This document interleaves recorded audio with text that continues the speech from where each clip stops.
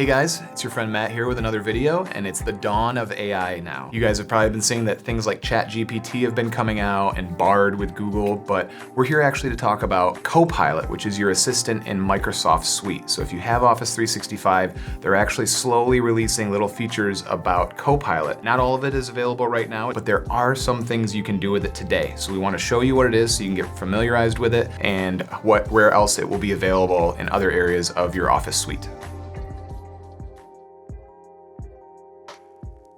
So if you like this kind of content, we are going to be covering a lot more in the future as Microsoft rolls more and more of these features out related to Copilot and all sorts of other stuff. So be sure to like and subscribe, check out the links below, and check our blog site and some of our videos that we have up here, and stay tuned because we're here to cover all of it. So these days, everybody is obsessed with AI. It's been coming out over the last year. Seems like it came out of nowhere. There's all the Terminator jokes that are happening, like AI is gonna take over the world. A lot of people have been using ChatGPT for fun or for other things to make poems and make limericks and all sorts of things. So while I was doing research for this video, I wanted to make sure I had all of my facts straight. That's why I went directly to the experts.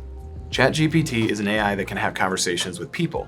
It can answer questions, provide information, and engage in various topics. It's designed to be helpful and conversational. Microsoft 365 Copilot is an AI-powered assistant that helps users with their day-to-day tasks in Microsoft 365 apps, such as Word, Excel, PowerPoint, Outlook, Teams, and more.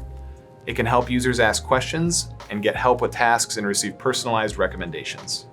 So that's what they have to say about it. But really, I want to summarize big point of this in layman terms, which is that OpenAI is the group that basically invented ChatGPT, and Microsoft is actually paying them to use that technology to bring Copilot into their Microsoft suite and tools for your use.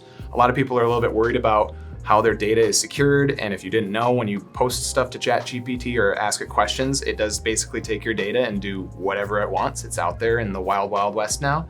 But with Copilot, you're kind of secured in your own tenant, and that assistant is basically using your data and your own context within your organization and giving you answers and help with day-to-day tasks within that tenant. So it's a little bit more secure, it's limited in really what it can do and how it can use your data with others or to improve upon itself, to be useful for you. So let me outline really quick what happens when you actually make a request to Copilot.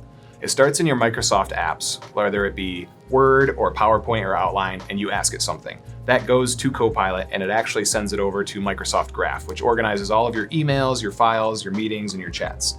Once it's gotten all of that contextual data, it sends it out to a large language model and formulates some sort of response. After sending that back to Microsoft Graph, it gives you a response that's smart and kind of contoured to your data and who you are in the organization.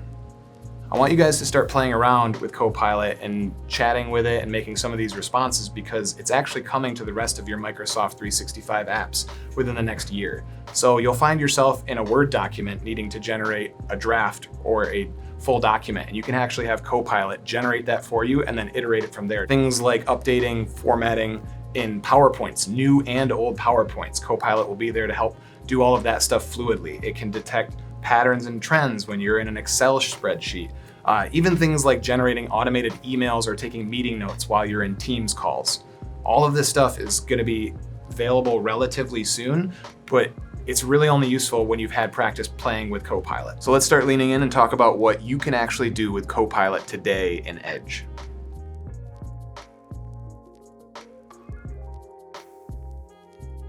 So getting to Copilot is pretty easy. You just have to open Edge in your browser and click the Discover tab in the top right. It's a little B-shaped symbol, and you pretty much land right on the chat dashboard for talking to your Copilot assistant. This is a perfect spot to start because it's an AI that's informal and you can talk to, and you want to start practicing getting responses from it and figure out how you can actually work with it before you do anything else with it. So in this case, I really want to start talking about whether or not I'm actually going to adopt a sloth today. So I'm going to go ahead and just outright ask it, do sloths make good pets? Once you enter that in the bottom, you're gonna see it responding a little bit. It's thinking, it's churning, it's taking in all that data from Microsoft Graph and whatever else it needs to access, and it's gonna give me a couple results. There's a couple good examples at the top, like asking really complex questions. Mine is pretty simple. Maybe refining some of those questions or rewriting some sort of responses if I don't like the response it gives me initially. But I love that I can actually see it generating it in real time. And the coolest part about this that I didn't get with ChatGPT is that it's giving me sources and sites that it's actually getting the responses from. It's pulling data from the internet and giving me the citing the sources and what pieces and what responses it's actually generating from. This is a really cool way to get a little bit of a transparent look behind how it's actually putting all of this stuff together for me. It'll actually give me a couple suggested things to follow up on. Clearly it can tell that I'm looking at researching sloths, so maybe I want to know how long they live or what they eat because it thinks I'm going to have one probably hopefully in the next couple days, or maybe at our office. Maybe we'll see. So based off of this response, I can kind of look into here and say, sloths aren't really the best pets to get. They're pretty difficult in a domestic setting based off some of these sites that I'm looking at. They can be owned actually legally as exotic pets. I want to look into that a little bit more. So clicking some of these responses and these links, I can actually look into where these responses came from and look at some of the experts on sloths and review some of these things. So I can actually get side by side with my Copilot and the browser and start researching some of this stuff. So it is legal. Maybe I'm on the right path. Maybe I'm onto something. We'll find out. What do they eat exactly? That's a good follow-up question. So I didn't even type that in. I just clicked that because they suggested that's probably something that I would probably want to know. What is a diet for a sloth?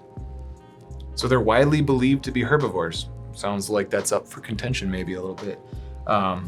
Maybe they're omnivores, so maybe they are meat eaters, which is apparently they could bite probably too. So this is cool.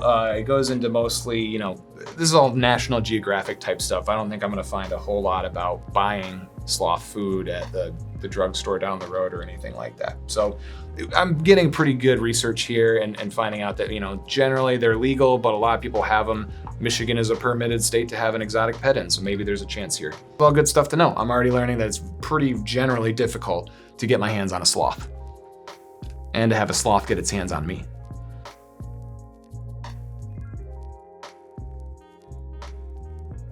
So that was pretty cool. I like having a Copilot that I can chat with that's not actually a human coworker. I can access it anytime I want and get a lot of information about this.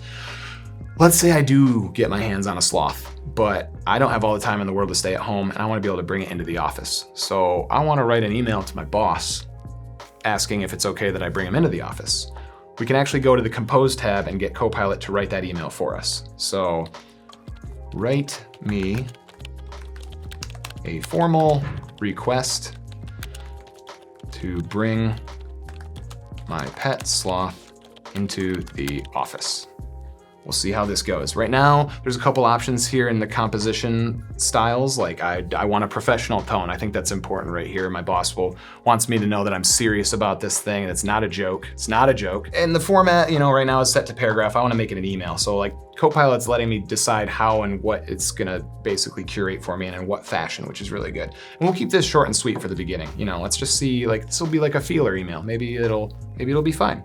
Just looking over this, I'm sound pretty formal and serious. I have a valid reason to explain that my pet sloth is an emotional support animal. I didn't even consider that could be a piece that I could kind of argue for my mental health and my productivity. So this is kind of really, really good reasoning. I'm gonna put this in the ideas format and make it a little bit more informational and make it medium and just kind of regenerate it to see if Copilot will give me a few other tidbits, because I want to think about some of these reasons before I send the email out. I'm not just going to copy it straight from Copilot. I kind of want to embellish it with my own stuff. So this is good to kind of break down in a bulleted fashion. Yeah, benefits, reducing stress and anxiety. This is the morale of the staff. They would love having a sloth in the office. This is really good stuff. Like, I would not have thought of all this kind of stuff.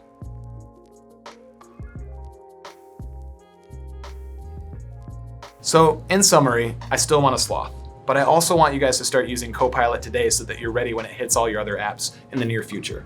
AI is still in its relatively infancy states. It's kind of a complicated thing and it's hard to understand how it works, but the best I can tell, it's pretty secure in the Microsoft suite, and I kind of prefer it over ChatGPT myself, but that's just my personal take. If you really like this content and you want to learn more about Copilot and what it can do for the rest of your apps, we've added the links in the blog and the video below. Don't forget to like and subscribe. I will be talking about this more. Maybe I'll have a little two-toed buddy off to my side in a chair in the next video. Once all this stuff becomes available, I'll have more content for you guys to look at regarding Copilot. We'll see you in the next one.